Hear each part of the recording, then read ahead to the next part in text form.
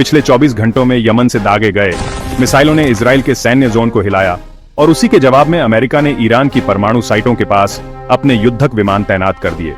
वहीं दूसरी ओर भारत के प्रधानमंत्री नरेंद्र मोदी 5 देशों के दौरे पर हैं, जहां हर मुलाकात किसी रणनीतिक मोर्चे की तैयारी जैसी लग रही है। ट्रिनिडाड से ब्राजील तक हर बैठक में भारत का ग्लोबल दायरा तेजी से बदल रहा है। इसी समय यूरोप में नेटो समिट का समापन हुआ, जहां ट्रंप ने ज़ेलेंस्की को 2 टूक कह दिया कि अब ब्लैंक चेक नहीं मिलेगा, और तुर्की के एर्दोगन से हुई उनकी निजी मुलाकात ने कई नए समीकरणों को जन्म दिया है। इधर अमेरिका और चीन रेयर अर्थ एक्सपोर्ट पर ऐतिहासिक समझौता कर चुके हैं, जिससे नाज़दाक और S&P 500 रिकॉर्ड ऊंचाई पर पहुंच चुके हैं, जबकि इसी दौरान चीन की एक फ्लाइट को हवा में तकनीकी फेलियर के बाद आपातकालीन लैंडिंग करानी पड़ी और रूस के राष्ट्रपति व्लादिमीर पुतिन ने सार्वजनिक मंच से ऐलान किया कि यूक्रेन अब पूरी तरह हमारा है। भारत में सिर्फ एक हफ्ते में 13,107 करोड़ रुपए का विदेशी निवेश शेयर बाजार में आया है और देश में मॉनसून सामान्य से पूरे एक हफ्ते पहले पहुंच चुका है। अब सोचिए, ये सब महज इत्तेफाक है या दुनिया के नक्शे पर कोई बहुत बड़ा खेल शुरू हो चुका है। अगर आप सिर्फ नेशनल नहीं, पूरी दुनिया में हो रहे असली बदलावों को समझना चाहते हैं तो ये चैनल आपके लिए है।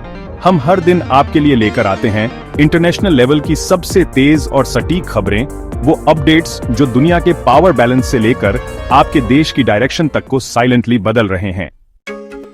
ये सिर्फ एक वीडियो नहीं, एक जिम्मेदारी है, और अगर आप भी इस सच्चाई का हिस्सा बनना चाहते हैं तो इस वीडियो को लाइक करें, कमेंट में अपनी राय जरूर दें, इसे ज्यादा से ज्यादा लोगों तक शेयर करें और चैनल को सब्सक्राइब करके बेल आइकन दबा लें, ताकि दुनिया में जब कुछ बड़ा हो आप कभी पीछे न छूटें। चलिए अब शुरुआत करते हैं आज की सबसे बड़ी अंतर्राष्ट्रीय खबरों से। मिडिल ईस्ट में हालात बेहद नाजुक हो चुके हैं। यमन के हुती विद्रोहियों ने इजराइल के सैन्य अड्डों पर एक के बाद एक मिसाइलें दागी, जिससे तेल अवीव के आसपास रेड अलर्ट लागू कर दिया गया है और नागरिकों को बंकरों में जाने के निर्देश दिए गए हैं। जवाब में अमेरिका ने सीधे हस्तक्षेप करते हुए ईरान की इस्फहान साइट्स के पास अपने F-16 और F-35 लड़ाकू विमानों को तैनात कर दिया है और साथ ही सेंटकॉम यूनिट को हाई अलर्ट कॉम्बैट रेडीनेस पर डाल दिया गया है। अमेरिका की यह सक्रियता केवल इजराइल की सुरक्षा के लिए नहीं, बल्कि ईरान को सीधा संदेश देने के रूप में देखी जा रही है कि अब वो हर हमले का जवाब तुरंत और खुलकर देगा। इसी बीच भारत के प्रधानमंत्री नरेंद्र मोदी का अचानक शुरू हुआ 5 देशों का दौरा अंतर्राष्ट्रीय विश्लेषकों के बीच चर्चा का विषय बना हुआ है। Trinidad and Tobago, Brazil, Argentina, Namibia और ऑस्ट्रिया में लगातार हो रही उच्च स्तरीय मुलाकातों ने यह साफ कर दिया है कि भारत अब केवल अपनी सीमाओं तक सिमटा देश नहीं रहा, बल्कि नई वैश्विक धुरी के केंद्र में आ रहा है। खासकर ब्राजील में ब्रिक्स शिखर सम्मेलन से पहले हो रही यह कूटनीतिक गतिविधि ये संकेत दे रही है कि भारत ब्रिक्स के भीतर नेतृत्व की भूमिका निभाने जा रहा है और एक नई आर्थिक धारा को आकार दे सकता है। उधर यूरोप में नेटो शिखर सम्मेलन का माहौल तब गर्मा गया जब राष्ट्रपति डोनाल्ड ट्रंप ने यूक्रेन के राष्ट्रपति ज़ेलेंस्की से साफ शब्दों में कहा, अब अमेरिका यूक्रेन को बिना शर्त समर्थन नहीं देगा। ट्रंप की इस सख्ती से यूक्रेन को मिलने वाली सैन्य सहायता पर गहरा असर पड़ सकता है। असली हलचल तब हुई जब ट्रंप और तुर्की के राष्ट्रपति एर्दोगन के बीच बंद कमरे में गुप्त बैठक हुई, जिसकी जानकारी मीडिया को भी नहीं दी गई। जानकारों का मानना है कि यह मुलाकात रूस तुर्की संबंधों के एंगल से और भी संवेदनशील हो जाती है, क्योंकि तुर्की अब धीरे धीरे नेटो से हटकर अपने क्षेत्रीय हितों की ओर बढ़ रहा है। इन तीनों घटनाओं को अगर एक साथ देखें तो साफ दिखाई देता है कि दुनिया अब सिर्फ टकराव की नहीं, नई ध्रुवीकरण की दिशा में बढ़ रही है, जहां अलायंसेस बदल रहे हैं, समर्थन की शर्तें सख्त हो रही हैं और हर देश अपनी अगली चाल सोच समझकर चल रहा है।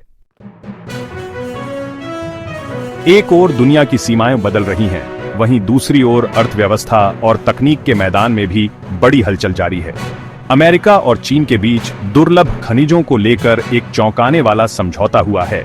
दोनों देश अब सीमित मात्रा में एक दूसरे को रेयर अर्थ मटेरियल्स की आपूर्ति करेंगे, जिनका इस्तेमाल सेमीकंडक्टर, मिसाइलों, इलेक्ट्रिक वाहनों और उन्नत बैटरी निर्माण में होता है।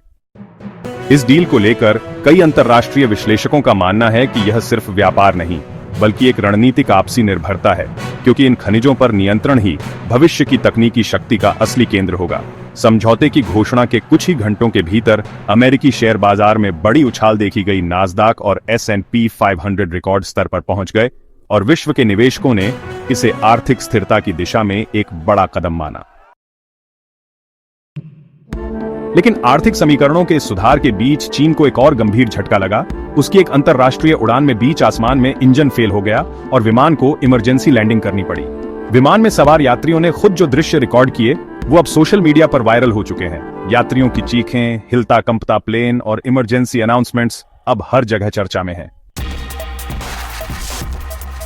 ये घटना न केवल चीन की एविएशन इंडस्ट्री की सुरक्षा व्यवस्था पर सवाल उठाती है, बल्कि उसकी हाईटेक छवि पर भी गहरा असर डालती है, क्योंकि वह खुद को पश्चिम के समकक्ष तकनीकी महाशक्ति के रूप में पेश कर रहा है।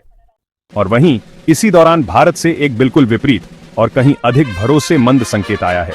बीते सिर्फ 7 दिनों में विदेशी निवेशकों ने भारतीय शेयर बाजार में 13,107 करोड़ रुपयों का निवेश किया है, जो पिछले कई महीनों की तुलना में सबसे बड़ा उछाल माना जा रहा है।